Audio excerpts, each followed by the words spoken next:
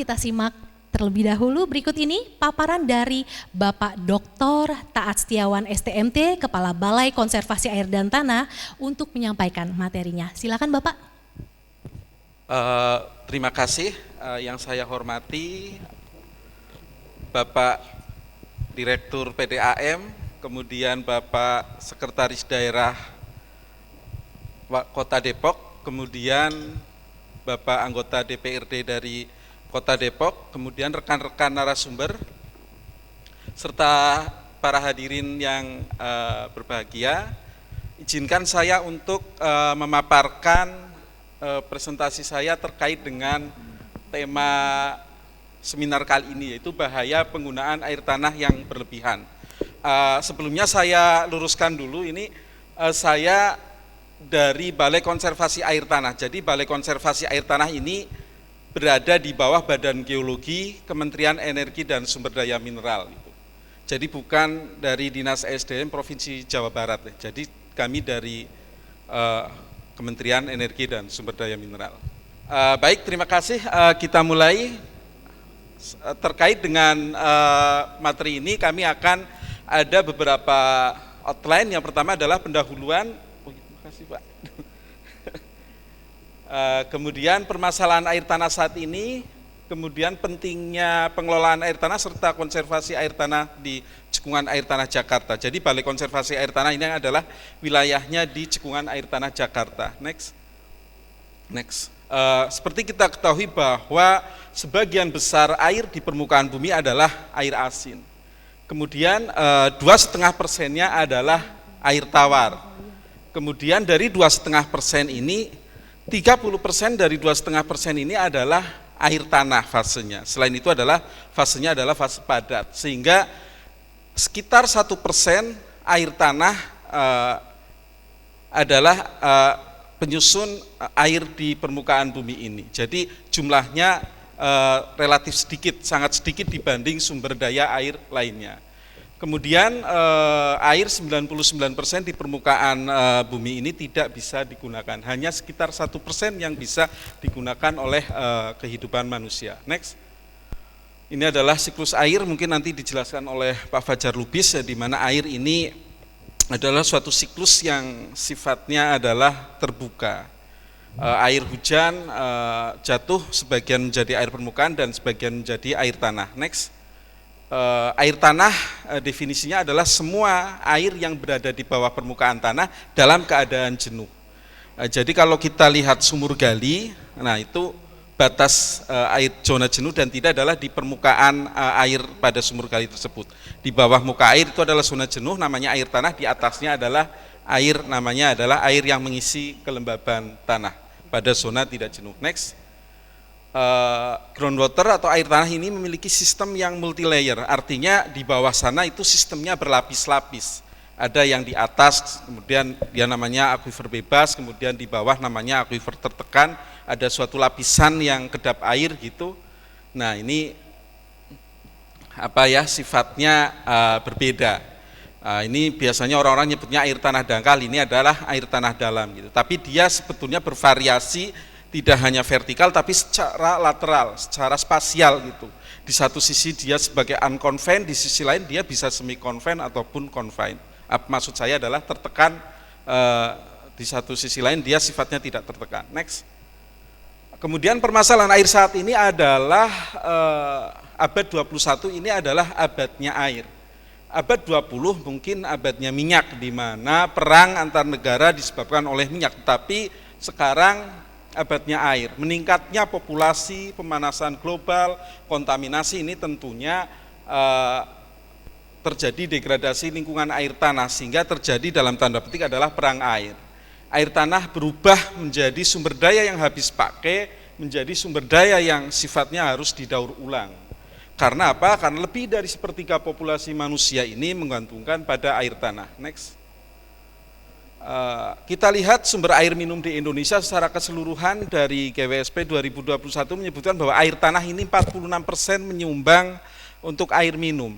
Ini belum 19% adalah mata air. Nah, mata air ini juga air tanah secara genetik.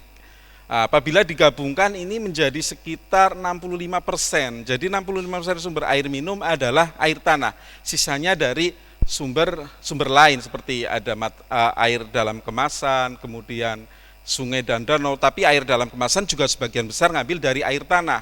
PDAM juga beberapa lokasi juga mengambil dari air tanah. Jadi mungkin sekitar 70% gitu ya sumber air minum dari air tanah. Next.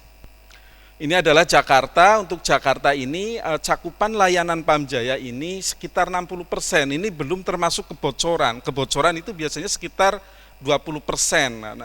Perpipaan itu kan biasanya mengalami permasalahan pada sambungan-sambungannya, sehingga sekitar mungkin di atas 40-50% sama dengan hampir separohnya gitu ya yang baru terlayani. Next. Kemudian sementara itu kualitas air sungai di Indonesia itu 53% itu sangat tercemar. Itu di Indonesia secara keseluruhan, belum di kota-kota besar seperti Jakarta dan Depok ini tentunya jauh lebih besar lagi. Sehingga air tanah masih menjadi primadona terhadap pemanfaatan sumber air di berbagai wilayah di Indonesia. Next. Kemudian isu sumber daya air, karena wilayah kami di Jakarta tentunya kami konsen terhadap permasalahan air di cekungan air tanah Jakarta, di mana Depok ini adalah bagian dari wilayah cekungan air tanah Jakarta. Sebagian besar wilayah Depok adalah zona imbuhan dari cekungan air tanah Jakarta. Isu-isu terkait dengan air di Jakarta adalah pencemaran air tanah baik oleh antropogenik maupun intrusi air laut. Kita sering mendengar intrusi air laut atau penyusupan air laut pada akuifer pantai di daerah utara Jakarta. Kemudian isu pencemaran oleh antropogenik, kemudian krisis air dan lain sebagainya.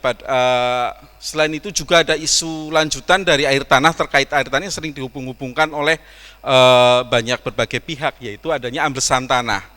Nah, amblesan tanah ini masih menjadi salah satu PR di kami, seberapa besar proporsi pengambilan air tanah menyumbang terhadap mekanisme atau proses terjadinya amblesan tanah.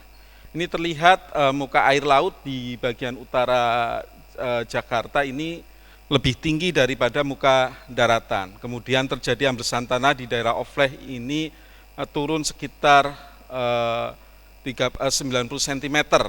Ini Menara Bahari juga miring. Ini adalah permasalahan land subsidence atau penurunan muka tanah, yang salah satu triggernya adalah pengambilan air tanah. Next. Kemudian ini kaitannya dengan perubahan penggunaan lahan versus perubahan penggunaan air tanah di berbagai negara di Asia gitu. Di kayak Tokyo, Osaka dan lain sebagainya, perubahan penggunaan lahan artinya pertambahan populasi diikuti dengan pengalihan dari air tanah menjadi air yang bukan air tanah atau dari sumber lainnya. Sehingga permasalahan penurunan muka air tanah di negara-negara tersebut, kayak di Tokyo, Osaka dan lain Seoul gitu, dia air tanah setelah dilakukan pengalihan dari air tanah menjadi air lainnya, dia akan pulih air tanahnya. Nah, Jakarta bagaimana saat ini? Kami Balai Konservasi Air Tanah sejak tahun 2014 telah berperan penting terhadap proses pemulihan air tanah di Jakarta. Nanti akan kita lihat. Next.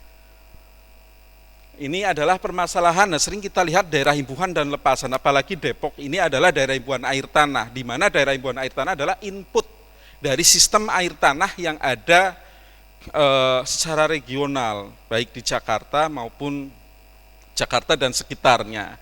Daerah imbuhan air tanah apabila tidak di-manage dengan baik, ini akan terjadi, misal alih fungsi lahan, abstraksi yang berlebihan, akan terjadi debit banjir gitu ya. Peningkatan aliran limpasan, terjadinya banjir, akan tetapi di sisi lain dia kalau daerah sering banjir maka dia pasti air tanahnya berkurang, kekeringan gitu. Karena pada sistem daerah imbuhan ini relatif belum ada lapisan-lapisan penyekat, sehingga pengambilan air tanah berlebihan akan langsung berdampak terhadap masyarakat bawah itu. Sehingga tadi upaya PAM dari Asasta Depok untuk memperluas jaringan itu sangat penting sekali, karena mengingat Depok adalah daerah imbuhan air tanah. Kemudian di daerah lepasan juga begitu. Jakarta selama ini sudah overeksploitasi sehingga terjadi kerusakan-kerusakan air tanah di daerah Jakarta yang menyebabkan terjadinya penurunan kualitas dan kuantitas air tanah. Next. Ini intrusi air laut, misalnya pada akuifer pantai di daerah utara Jakarta diambil berlebihan sehingga air laut yang tadinya di sini karena dia setimbang terhadap air tanah kemudian diganggu kesetimbangannya akan mengalami penyusupan ke arah daratan sehingga air-air sifatnya jadi asin. Next.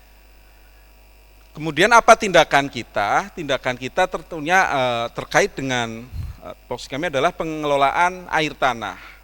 Air tanah harus di-manage. Next. Pertama adalah merubah mindset bahwa air tanah adalah sumber daya air yang diperbarui. Tapi sebetulnya umur pembentukan air tanah itu cukup lama. Jakarta itu umurnya bisa puluhan ribu tahun. Depok yang daerah resapan itu ratusan tahun pembentukannya. Sehingga apa? Dalam konteks umur manusia mestinya ini air tanah dianggap seperti bahan tambang lainnya. Dia relatif tidak terbarui. Itu mindset kita, sehingga apa? Kita harus hemat air tanah, karena apa? Karena pembentukannya sangat-sangat lama sekali. Gitu. Dalam konteks manusia adalah sumber daya alam yang tidak bisa diperbaharui. Next. Nah ini flow path atau sistem aliran air tanah, ini ada yang harian, itu biasanya yang di bawah di dekat rumah kita di sumur-sumur gali ini kemarin hujan sekarang terisi, tetapi yang di bawah sana tidak. Dia butuh ratusan bahkan ribuan tahun untuk mengisi akuifer yang lapisan akuifer yang ada, sehingga ini harus kita kendalikan penggunaannya. Next, basic dari pengelolaan air tanah tentunya adalah cekungan air tanah. Cekungan air tanah ini menurut Undang-Undang Nomor 17 Tahun 2011 tentang sumber daya air adalah suatu wilayah yang dibatasi oleh batas hidrogeologis, tempat di mana semua kejadian pengimbuhan, pengaliran, dan pelepasan berlangsung. Kota Depok dalam konteks cekungan air tanah adalah bagian dari pengimbuhan atau input dari sistem hidrogeologi yang ada di daerah Jakarta dan sekitarnya. Next. Ini adalah gambaran melintang dari sistem model konseptual dari sistem hidrogeologi Jakarta. Ini kota Depok, kemudian input air tanah yang di Depok jatuh gitu misalnya terinfiltrasi, terperkolasi, membentuk air tanah kemudian mengalir di Jakarta. Dari tempat masuknya air tanah ini ke Jakarta ini butuh puluhan ribu tahun. Next. Kemudian ini ada matriks zona konservasi air tanah. Ini adalah suatu instrumen yang digunakan untuk mengendalikan air tanah. Kita melakukan kriteria-kriteria terhadap daerah-daerah di mana air tanah tersebut dia sifatnya masih aman untuk dimanfaatkan, tentunya dengan pemanfaatan yang terbatas, apakah dia rawan, apakah kritis atau rusak. Aman ketika penurunan muka air tanah dari kondisi awal kurang dari 40%. Kemudian rawan ketika penurunannya 40 hingga 60%. Dan kritis ketika penurunannya 60 hingga 80%. Bila mana penurunan muka air tanah lebih dari 80% dari kondisi awal, dia dikatakan sudah rusak. Next. Nah, ini adalah model skema penurunan muka air tanah untuk mengetahui kriteria dari zona-zona kerusakan, tingkat kerusakan air tanah. Next. Ini target pengelolaan air tanah tentunya. Misal di Indonesia Jakarta mengalami depresi yang luar biasa, kemudian kita melakukan suatu regulasi yang ketat sehingga diharapkan nanti akan mengalami recovery muka air tanahnya. Berhasil tidaknya recovery tentunya berkaitan dengan kelembagaan, sumber daya manusia, anggaran, koordinasi dan lain sebagainya, dan juga pengawasan pengendalian. Ini yang bisa diharapkan. Kita harapkan agar recovery di cekungan air tanah Jakarta sifatnya gradual recovery, sehingga muka air tanah naik. Next. Kemudian terkait hal tersebut konservasi cekungan air tanah Jakarta. Next. Ini kami Balai Konservasi Air Tanah itu ada di bawah Kementerian Energi dan Sumber Daya Mineral, tepatnya dari di Badan Geologi. Eselon 1-nya, kemudian eselon 2-nya adalah Pusat Air Tanah dan Geologi Tata Lingkungan. Kami adalah UPT di bawah Pusat Air Tanah dan Geologi Tata Lingkungan Kementerian Energi dan Sumber Daya Mineral. Tugasnya adalah melakukan pemantauan kondisi air tanah dan penanggulangan dampak pengambilan air tanah serta pengembangan teknologi konservasi air tanah. di wilayah cekungan air tanah Jakarta dan Serang Tangerang. Jadi untuk daerah Serang, Tangerang, sehingga cekungan air tanah Jakarta adalah bagian dari kami dalam kegiatan untuk pemantauan kondisi lingkungan air tanah. Next. Untuk cekungan air tanah Jakarta, di mana Depok ini adalah bagian dari cekungan air tanah tersebut, kami setiap tahun melakukan 220 titik pengukuran pemantauan air tanah. Jadi kita ukur muka air tanahnya dan juga kualitasnya. Kita juga punya sekitar 34 lokasi sumur pantau yang otomatis gitu. Jadi sumur pantau tersebut berguna untuk mengetahui secara temporal muka air tanah. Kemudian kita melakukan juga di sumur-sumur produksi, jumlahnya sekitar 220, kita ambil sampelnya untuk analisis kualitasnya. Kemudian selain itu kita juga tiap tahun melakukan pengukuran pada 100 lokasi untuk dilakukan penurunan muka tanah. Jadi dengan GPS geodetik kita mengukur 100 lokasi di cekungan air tanah Jakarta. Next. Ini adalah hasil dari kegiatan tersebut, tentunya berguna untuk membuat instrumen pengendalian pengambilan air tanah melalui peta konservasi air tanah. Sesuai dengan dasarnya adalah Peraturan Menteri ESDM nomor 18 tahun 2021. Kemudian kita tuangkan dalam Keputusan Menteri ESDM nomor 195 2021 berupa peta konservasi air tanah cekungan Jakarta. Jadi ini secara spasial menggambarkan daerah mana yang rusak, mana yang masih aman, mana yang rawan, dan mana yang harus dilindungi dalam konteks zona imbuhan air tanahnya. Ini kita melakukan secara analitik dan juga secara deterministik menentukan zona-zona ini bisa diambil berapa maksimalnya. Pada zona aman misalnya ini 35 meter kubik per hari. Kemudian zona rawan maksimal 28 meter kubik per hari. Pak Taat, izin boleh 1 menit terakhir? Siap. Kemudian kalau yang zona yang pink, yang zona kritis itu sumur baru, dan zona yang merah yang rusak itu tidak bisa dilakukan. Perpanjangan penggunaan air tanah itu dikurangi debitnya. Kemudian daerah imbuhan air tanah juga untuk saat ini sumur baru juga tidak diizinkan gitu. Sementara sumur-sumur yang sudah ada dikurangi debitnya. Next. Ini adalah tugas kami, salah satunya adalah memberikan rekomendasi teknis izin pengusahaan air tanah. Jadi kami yang melakukan rekomendasi teknis terhadap pemerintah daerah. Kalau di Depok misal pemberi izinnya kan pemerintah daerah Jawa Barat. Kami memberikan rekomendasi teknis ke pemerintah Provinsi Jawa Barat. Kami selama ini sudah melakukan sejak 2018 sudah 4.900 rekomendasi teknis. Next. Ini adalah lokasi-lokasi yang sudah kami berikan rekomendasi teknis. Next. Next, saya kira next. Tinggal 1. Nah, dari kegiatan kami ini kami telah 65% total volume dari yang dimohonkan, artinya yang diajukan itu 65% kami konservasi. Artinya hanya 35% dari total permohonan pengambilan air yang kita rekomendasikan. Lebih dari 50% kami tolak gitu. Agar air tanah terkonservasi. Next. Sebentar lagi mungkin. Nah, ini indikasi dari ketatnya regulasi yang kami lakukan adalah beberapa lokasi menunjukkan muka air tanah mulai mengalami kenaikan. Nah, ini mudah-mudahan seperti yang tadi di kota-kota besar di Asia kayak Osaka, Kyoto, kemudian yang mengalami naiknya muka air tanah karena keberhasilan regulasi. Akan tapi ini masih kami baru indikasi, masih kami validasi apakah naiknya muka air tanah ini betul-betul keberhasilan regulasi air tanah yang cukup ketat. Next. Nah, ini grafiknya pada zona-zona merah ini juga sudah mengalami kenaikan muka air tanah, dan kami terima kasih kepada pemerintah DKI Jakarta yang menerapkan zero deep well dengan layanan PDAM pada zona-zona yang telah mengalami kerusakan air tanah. Dan kami juga terima kasih kepada Pemkot Depok yang tadi yang akan memperluas layanan air perpipaan agar penggunaan air tanah diminimalisir. Next. Baik, terima kasih. Wassalamualaikum warahmatullahi wabarakatuh. Terima kasih sekali Pak Taat Setiawan, tadi saya catat bahwa tidak hanya melakukan pemantauan, tetapi pemulihan dan pengelolaan air tanah juga dilakukan oleh Balai Konservasi Air Tanah Kementerian ESDM. Terima kasih Pak Taat Setiawan atas paparannya.